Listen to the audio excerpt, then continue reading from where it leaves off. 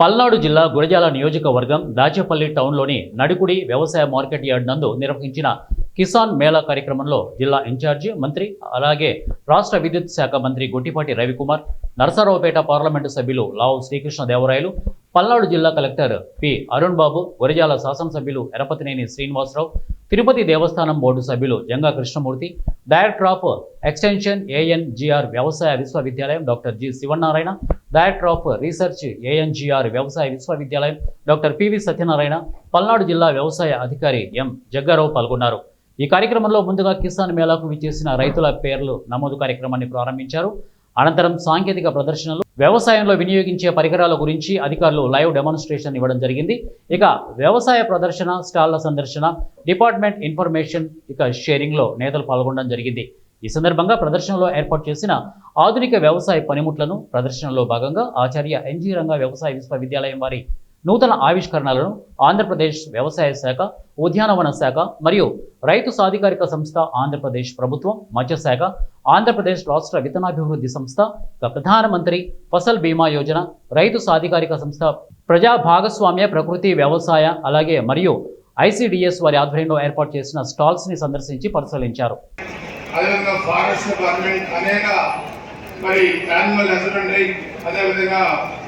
ఇవన్నీ కూడా మనం ప్రదర్శనలు చూసాం. ఈరోజు దేశానికి వెన్నెముక రైతు అని మనం చెప్పుకునే పరిస్థితుల్లో రాష్ట్రంగా కానీ దేశంలో కానీ రైతన్న ప్రయోజనాలను మనం కాపాడాల్సిన అవసరం మనకు ఉంది. నేను నిన్న కూడా చెప్పాను, ఈ రంగం వ్యవసాయ రంగం మిగతా రంగాల కన్నా దాదాపు 70% పైగా ఉపాధి కల్పించే రంగం. దీంట్లో చదువుతో పని లేదు, ఉద్యోగాలతో పని లేదు, అదేవిధంగా పురుషుల స్త్రీ అని పని లేదు. ఆ విధంగా 70% రూరల్ సెక్టార్ నుంచి కూడా మనకి ఆదాయం కల్పించేది ఈ వ్యవసాయ రంగం. దీన్ని మనం ఏ విధంగా రైతాంగాన్ని ఎడ్యుకేట్ చేయాలి, ఏ మందులు వాడాలి, ఏ పెస్టిసైడ్స్ వాడాలి, ఏ ఫర్టిలైజర్ వాడాలి, అదేవిధంగా వ్యవసాయ ఉత్పత్తులు పెంచేదానికి, పాడి పరిశ్రమ పెంచేదానికి, అదేవిధంగా మనం ఇంట్లో మరి భార్య భర్తలు పనిచేసుకుంటూ పాల ఉత్పత్తిని పెంచడం కోసం అదేవిధంగా చేయాలి.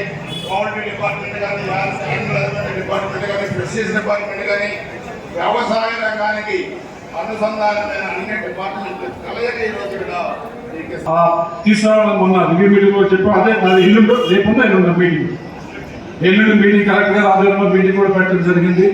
ఎక్కడ ఏ మండలంలో ఏ పంట ఎక్కువ వేసుకోవచ్చు, కొద్దిగా దానికి ఉపయోగకరంగా ఉంటుంది దాని మీద పెట్టడం జరిగింది. దాని శాస్త్రవేత్తలు కూడా పిలుస్తూ ఉన్నారు. ఇంజనీరింగ్ యూనివర్సిటీ నుంచి వాళ్ళు కూడా రమ్మని చెప్పడం జరిగింది. పోయినసారి వాళ్ళు కూడా పిలవండి. శాస్త్రవేత్తలు వ్యవసాయం చేసుకునే రైతులకి 9 గంటలు నాన్ స్టాప్ గా పగలపూట ఉచిత కరెంట్ ఇవ్వాలనేదే ఈ ప్రభుత్వ ఉద్దేశం. అదే కాకుండా ఈ ప్రభుత్వం అధికారంలోకి వచ్చిన తర్వాత ఇప్పుడు వ్యవసాయ కనెక్షన్ అడుగుతున్నారు చాలా మంది రైతులు.